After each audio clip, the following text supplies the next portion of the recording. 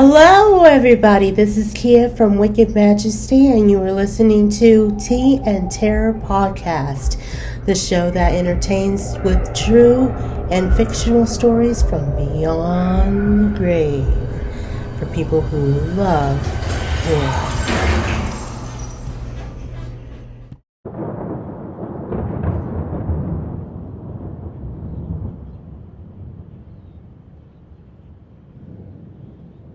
Good evening, everyone. Welcome to another night of terror and classic macabre on Tea and Terror Thursdays. I am your host, Keya Reed. If you are new here, welcome to the Wicked Majesty channel. I post horror stories, gothic tales, and creepypastas that would get your blood rushing and nightmares beyond your imagination. If you are a returning subscriber, thank you very much for watching my video and subscribing. You definitely help my channel flourish, and I greatly appreciate it. Tonight I will be reading part 2 of The Fall of the House of Usher by Edgar Allan Poe. As a reminder, this is Edgar Allan Poe week on the Wicked Majesty YouTube channel and the Tea and Terror podcast. So you will be seeing several videos that have some of his poems and the story, The Fall of the House of Usher, in honor of Poe's birthday. I hope you all enjoyed tonight's narration of Fall of the House of Usher. If you make it through the entire episode and you like what you heard tonight and you're listening to the podcast on Spotify, iHeartRadio, Apple Podcasts, or SoundCloud, then please share the Tea and Terror podcast with others and add it to your playlist. If you are listening from my Wicked Majesty YouTube channel, please hit that like button and subscribe to my channel. Thank you all so much.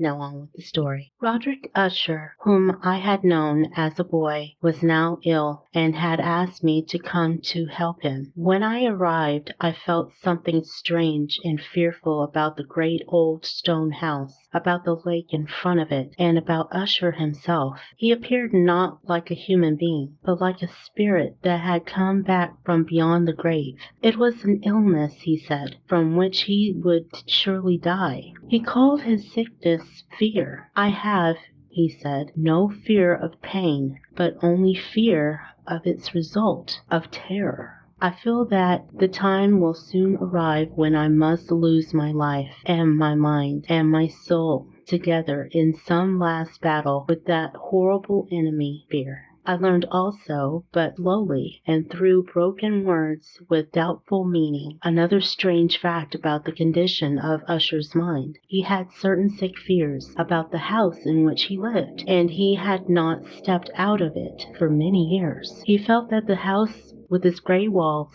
and the quiet lake around it, had somehow through the long years gotten a strong hold on his spirit. He said, however, that much of the gloom which lay so heavily on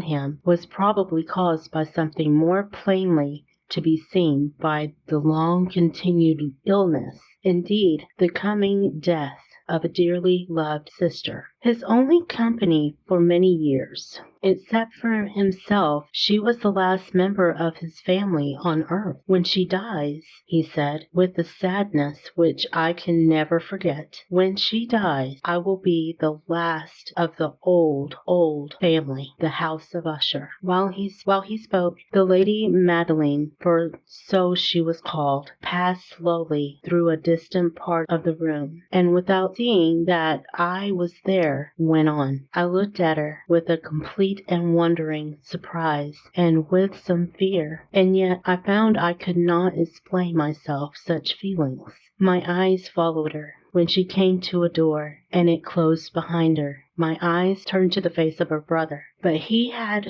put his face in his hands, and I could see only that the thin fingers through which his tears were flowing were whiter than ever before. The illness of the Lady Madeline had long been beyond the help of her doctors. She seemed to care about nothing. Slowly her body had grown thin and weak, and often For a short period she would fall into a sleep like the sleep of the dead. So far she had not been forced to stay in bed. But by the evening of the day I arrived at the house, the power of her destroyer, as her brother told me that night, was too strong for her. I learned that my one sight of her would probably be the last I would have. That the lady, at least while living, would be seen by me no more. For several days following, her name was not spoken by either Usher or myself.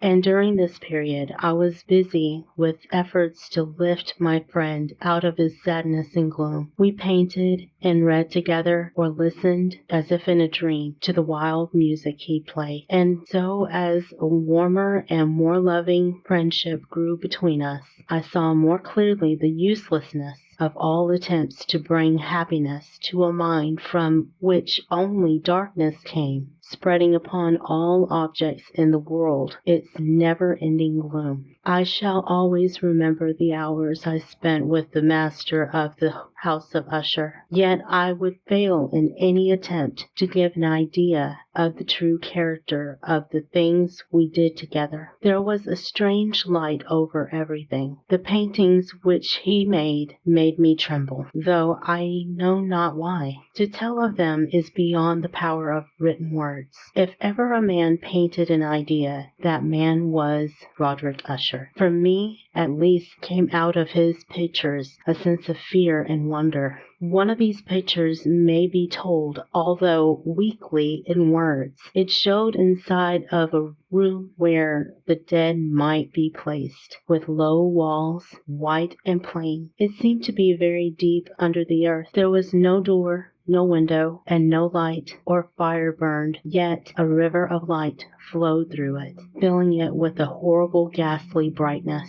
I have spoken of that sickly condition of the senses, which made most music painful for Usher to hear. The notes he could listen to with pleasure were very few. It was this fact, perhaps, that made the music he played so different from most music. But the wild beauty of his playing could not be explained. The words of one of his songs, called The Haunted Palace, I have easily remembered. The words of one of his songs, called The Haunted Palace, I have easily remembered. In it, I thought I saw, and for the first time, that Usher knew very well that his mind was weakening. This song told of a great house where a king lived, a palace in a green valley where all was light and color and beauty, and the air was sweet. In the palace were two bright windows through which people in the happy valley could hear music and could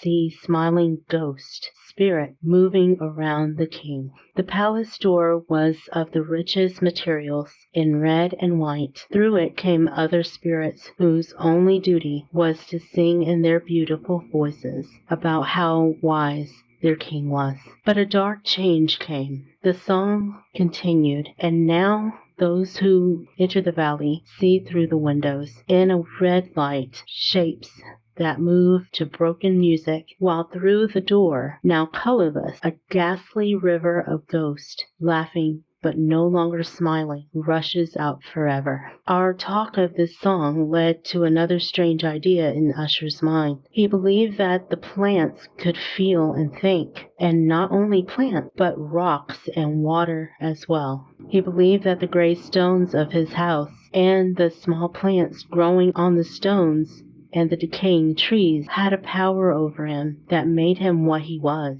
Our books, the books of which for years had fed the sick man's mind, were, as might be supposed, of this same wild character. Some of these books Usher sat and studied for hours. His chief delight was found in reading one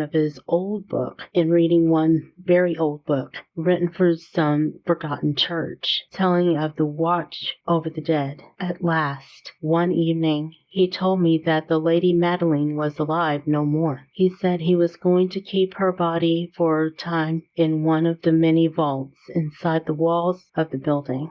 The worldly reason he gave for this was one with which I felt I had to agree. He had decided to do this because of the nature of her illness, because of the strange interest and questions of her doctors, and because of the great distance to the graveyard where members of his family were placed in the earth. We too carried her body to its resting place. The vault in which we placed it was small and dark, and in ages past it must have seen strange and bloody scenes. It lay deep below that part of the building where I myself slept. The thick door was of iron, and because of its great weight made a loud, hard sound when it was opened and closed. As we placed Lady Madeline in the room of horror, I saw for the first time the great likeness between brother and sister, and Usher told me then that they were twins. They had been born on the same day. For that reason, the understanding between them had always been great, and the tie that held them together very strong. We looked down at the dead face one last time, and I was filled with wonder. As she lay there, the Lady Madeline looked not dead, but asleep, still, soft and warm, though to the touch cold as the stones around us.